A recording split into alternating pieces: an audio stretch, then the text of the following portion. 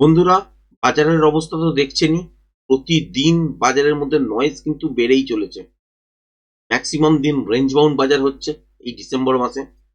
তার মধ্যে নয়েজ এত বেশি যে ট্রেডের প্রপার জায়গা তৈরি হচ্ছে না।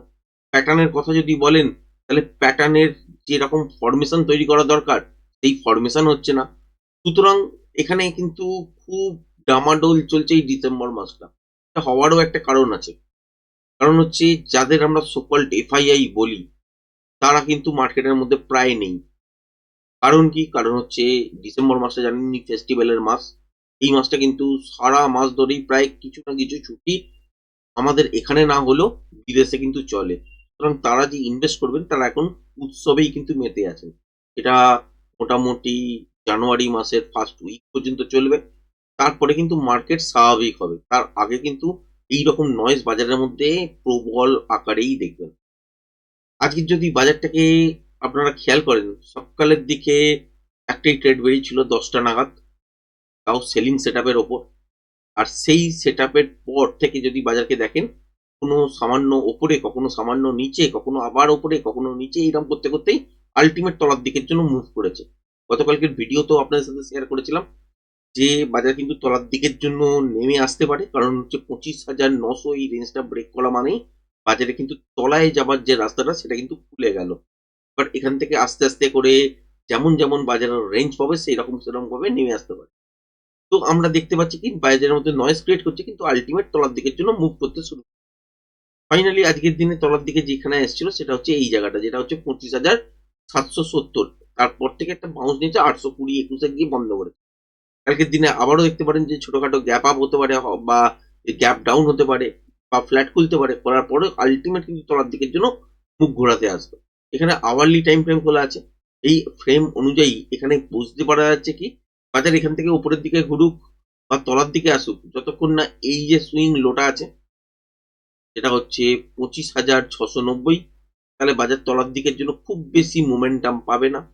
আবার আওয়ারলি চার্ট অনুযায়ী যদি ওপরের দিকে দেখেন নিফটির ক্ষেত্রে, যেটা হচ্ছে 26,057, এই রেঞ্জটা যতক্ষণ না ব্রেক করছে ততক্ষণ পর্যন্ত আপসাইডের দিকের জন্য বাজার কিন্তু মোমেন্টাম পাবে না। ঠিক এই যে রেঞ্জটা দেখতে পাচ্ছেন এইখানটাতে, যতক্ষণ না 26,014-15 এই রেঞ্জটাকে ব্রেক করছে ততক্ষণ পর্যন্ত এখান থেকে বাজার উপরের দিকের জন্য ঘুরবেও না। মানে প্রত্যেকটা বাউন্সে কিন্তু তলার দিকের জন্য সেল অফ চলে আসবে, এবং সেটা ট্রিকি নয়েজ আকারে কিন্তু আসবে। আজকের যে বাজারটা দেখেছেন, যেরকম নয়েজ দেখতে পেয়েছেন, হয়তো আগামী কাল এর থেকে একটু ভালো পারফরমেন্স করবে। তো ওভারঅল কিন্তু রেঞ্জ বাউন্ডারি সমস্যা কিন্তু থাকবে। সেন্সেক্সের এক্সপায়ারি আছে, কিন্তু তা সত্ত্বেও বলবো রেঞ্জ বাউন্ড থাকবে। সেন্সেক্স এক্সপায়ারি অনুযায়ী একটা ছোটখাটো মুভমেন্ট হয়তো পেতে পারেন, এর থেকে বেশি কিছু কিন্তু পাবেন না। ব্যাংক নিফটির ক্ষেত্রে যদি দেখেন, ব্যাংক নিফটির ক্ষেত্রে আওয়ারলি চার্ট অনুযায়ী এখানে হচ্ছে এই সুইং লোটা খুবই ইম্পর্টেন্ট, যেটা আজকের দিনেও করেছে। তো 58,800 এই রেঞ্জটাকে ব্রেক করলে তলায় কিন্তু এই রেঞ্জটার মধ্যে পড়বে, যেটা হচ্ছে 58,650। ঠিক এই জায়গাটার মধ্যে পড়বে বাজার, এবং এইটাকে ব্রেক করার পর কিন্তু মোমেন্টাম পাবে। তার আগে কিন্তু মোমেন্টাম কিন্তু আসবে না। মানে এটা একটা জোন আছে, কালকের দিনে যদি ব্রেকও করে তাহলে 58,650 পর্যন্ত নেমে আসতে পারে, তারপর এখান থেকে বাউন্স ব্যাক করতে পারে। তারপরেও যে তলার দিকের জন্য পড়বে না সেটা কিন্তু কনফার্মেশন নেই, কারণ এখানে কোনো প্যাটার্নের মাপ কিন্তু ইন্ট্রাডে বেসিসে দেখতে পাওয়া যাচ্ছে না এখনো পর্যন্ত।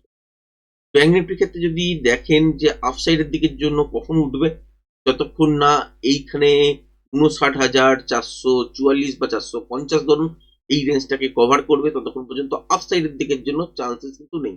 কারণ এখান থেকে যতবারই বাউন্স ব্যাক করতে যাবে একটা করে সেল অফ কিন্তু চলে আসবে। এবার যদি দেখেন যে এই রেঞ্জটাকে ব্রেক করেছে, যেটা হচ্ছে 59,550, তাহলে একটা মোমেন্টাম পাওয়ার কিন্তু আশা জাগবে। এটা হচ্ছে আওয়ারলি রেঞ্জ গেল। এবার হচ্ছে 5 মিনিটের টাইম ফ্রেম অনুযায়ী যদি দেখেন, তাহলে আমরা দেখতে পাচ্ছি কি এখানে বাজারে সারা দিন ধরে উপর থেকে তলার দিকের জন্য তো গ্যাপ ডাউনে খোলার পর, তো মানে এটা হচ্ছে আগের দিন গ্যাপ ডাউন খুলেছে, কিন্তু এই যে এই জায়গাটা, এটা যে আজকে শুরু, এইখানে ছোটখাটো গ্যাপ আপ হয়েছে, কিন্তু এই যে রেঞ্জটাকে ব্রেক করতে আর পারেনি, সাস্টেনও করতে পারেনি, তারপর আবার তলার দিকে নেমেছে। এই সব জায়গা থেকেই একটা ট্রেডিং সেট আপ হয়েছিল। এইটুকুনি একটা ছোট্ট স্ক্যাল্পিং করা গেছে, এর থেকে বাইরে আর কিছু করা যায়নি। তারপর যে বাজারের মধ্যে প্যাটার্ন হওয়ার জায়গা, সেইখানে কিন্তু কোনো ধরনের প্যাটার্নই তৈরি হচ্ছিল না।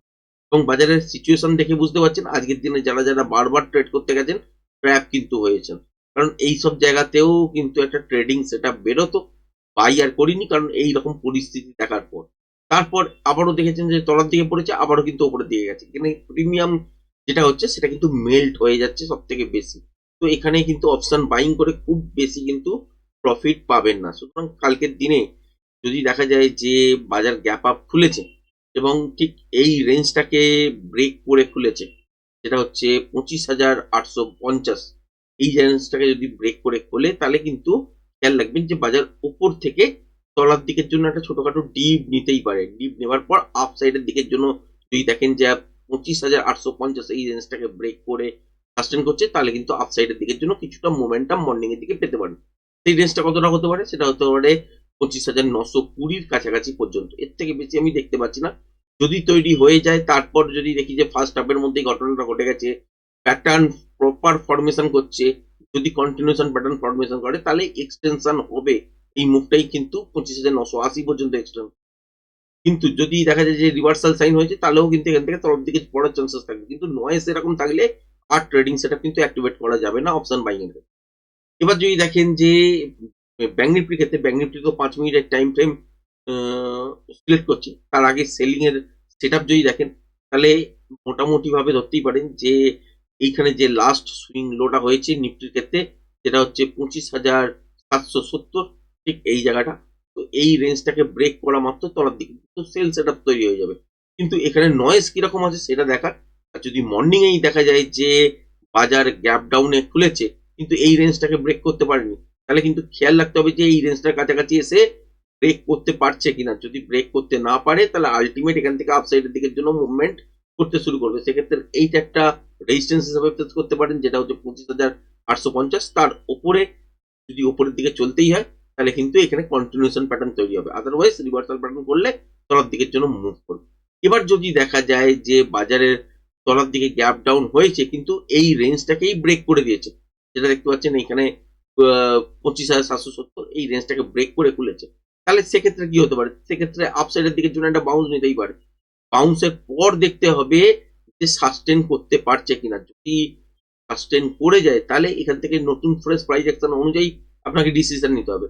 আর যদি সাস্টেন করতে না পারে তাহলে আলটিমেট কি হবে যে বাজার ওপর থেকে কিন্তু তলার দিকের জন্য মুভ করতে শুরু করবে এবং সেই মুভটা তলার দিকে এই জায়গাটার কাছাকাছি পর্যন্ত আসতে পারে, যেটা হচ্ছে 25,690-80 এই রেঞ্জটার কাছাকাছি। এবার এখানে আসার পর দেখতে হবে যে বাজারের মধ্যে কন্টিনিউশন প্যাটার্ন হচ্ছে কিনা। আর যদি নয়েজ ক্রিয়েট করতে করতে আসে তাহলে তো ট্রেড হবে না।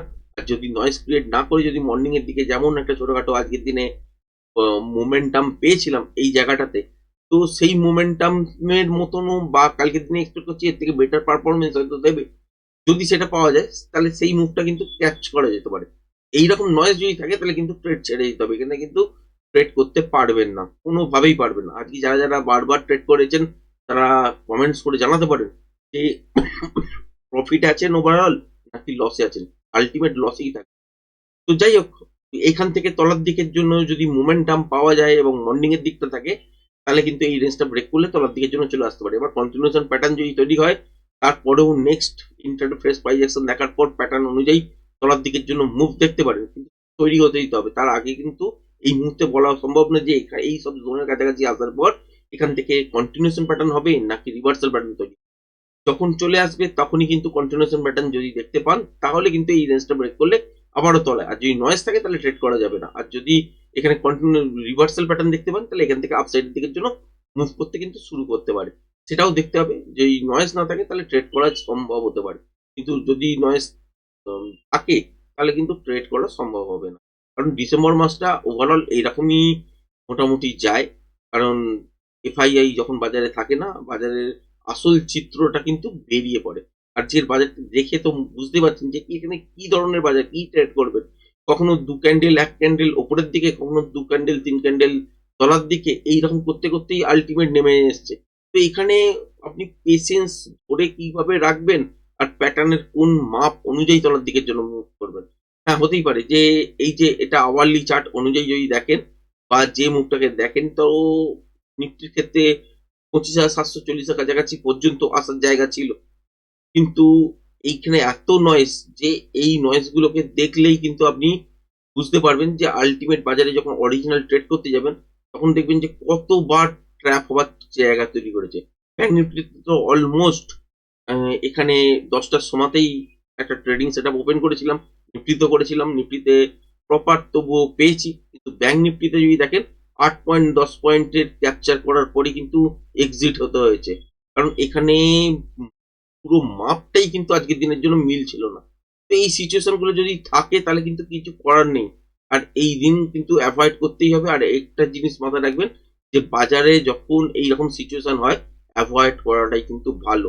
পয়সা যদি সেফ থাকে তাহলে পরে আপনি ইউজ করতে পারবেন, এইরকম বাজার তো সবসময় থাকবে না। কিন্তু যদি আপনার কাছে ক্যাপিটাল না থাকে, ওয়াইপ আউট এই সময়তেই করে ফেলেন, তাহলে কিন্তু আলটিমেট বাজারের মধ্যে আপনারা কিন্তু যখন ভালো বাজার যাবে তখন কিন্তু ট্রেড করার কোনো রকম সুযোগও পাবেন না, কারণ ক্যাপিটাল না থাকলে আলটিমেট ট্রেড তো করতে পারবেন না। তো সেইগুলো মাথায় রেখে চিন্তা ভাবনা করবেন।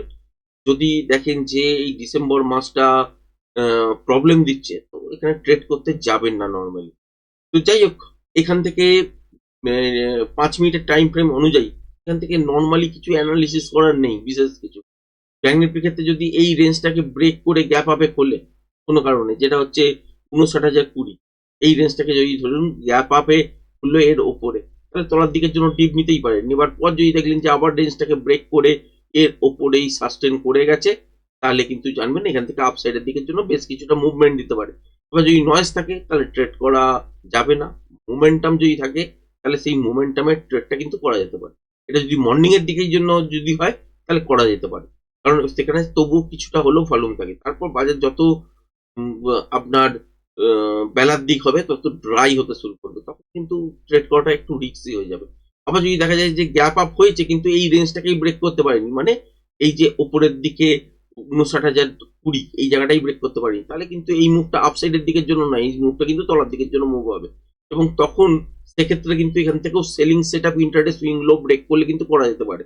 এবং সেটা যদি মর্নিং এর দিকের জন্য হয় তাহলেও কিন্তু তলার দিকে একটা ভালো একটা স্ক্যাল্পিং আকারে ট্রেড করতে পারি, এবং 58,800 কাছাকাছি পর্যন্ত আবার একটা মুভমেন্ট আসতে পারে।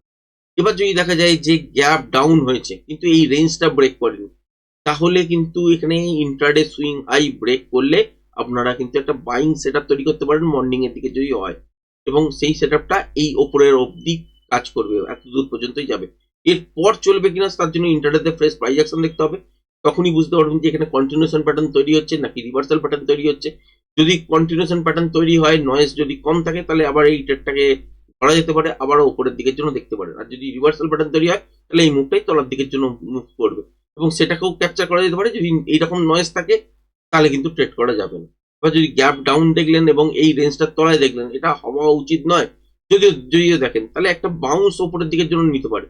তারপর যদি দেখেন যে সাস্টেন করতে পারছে না, তাহলে কিন্তু তলার দিকেই মুভটা কন্টিনিউ হবে, এবং সেটা ইন্টারডে ফ্রেশ প্রাইস অ্যাকশন অনুযায়ী যতক্ষণ মোমেন্টাম থাকবে ততক্ষণ কিন্তু ট্রেডটাকে হোল্ড করা যেতে পারে। মোমেন্টাম যেখানে গিয়ে লস হবে সেখানে গিয়ে একবার স্কোয়ার আপ, তারপরে দেখতে হবে যে প্যাটার্ন কি তৈরি হচ্ছে। আর যদি বাজারের মধ্যে নয়েজ না থাকে তাহলে সেকেন্ড ট্রেড করবেন, নয়তো করতে যাবেন না। ওভারঅল বাজারের পরিস্থিতি কিন্তু খুব একটা ভালো নয়, সুতরাং মর্নিং এর দিকে ট্রেডটা যদি পারেন ছোটখাটো একটা স্ক্যাল্পিং হিসাবে সেইটাকে অ্যাটেম্প করার চেষ্টা করুন। বেলার দিকে যদি নয়েজ বেশি বেড়ে যায়, এইরকম সিচুয়েশন তৈরি হয়ে যায়, তাহলে এখানে ট্রেড কিন্তু করতে যাবেন না, কারণ এইরকম বাজারগুলোতে কিছু পাবেন না। কারণ এই যদিও কালকের দিনে এইরকম বাজার পাবেন না, এর থেকে একটু বেটার কনসেপ্ট হবে, মানে বেটার পারফরমেন্স দেবে, কিন্তু তবু রেঞ্জ বাউন্ড থাকবে। বেলার দিকটাতে হতে পারে যে এইরকম সিচুয়েশন তৈরি করে দিল, বেশি কিছু মুভ দিল না। সুতরাং মর্নিং এর দিকে একটা ট্রেড ট্রাই করার চেষ্টা করবেন, তাও ছোটখাটো কোয়ান্টিটি নিয়ে, খুব বড় কোয়ান্টিটি নিয়ে ট্রেড করতে যাবেন না। ওভারঅল বাজারের পজিশন কিন্তু খুব ভালো নয়, রেঞ্জ বাউন্ড টাইপের বাজার। আর এখানে প্যাটার্ন কিন্তু কন্টিনিউ তৈরি হচ্ছে না, এইরকমই জিগজ্যাগ হচ্ছে তলার দিকের জন্য, যেহেতু রেঞ্জ ব্রেক করে দিয়ে চলছে তলার দিকের জন্যই আলটিমেট পড়ছে প্রত্যেকটা বাউন্সে, কিন্তু সেখানেও জিগজ্যাগ নয়েজ কিন্তু আছে। এখানে কিন্তু মানে খুব ভালো প্রফিট যে করতে পারবেন সেটা কিন্তু পারবেন না। আশা করি ভিডিওটা পছন্দ হয়েছে। ভিডিওটা যদি পছন্দ হয়ে থাকে চ্যানেলটাকে অবশ্যই লাইক শেয়ার সাবস্ক্রাইব করবেন। আজকের ভিডিওটা এই পর্যন্তই রাখছি, ধন্যবাদ।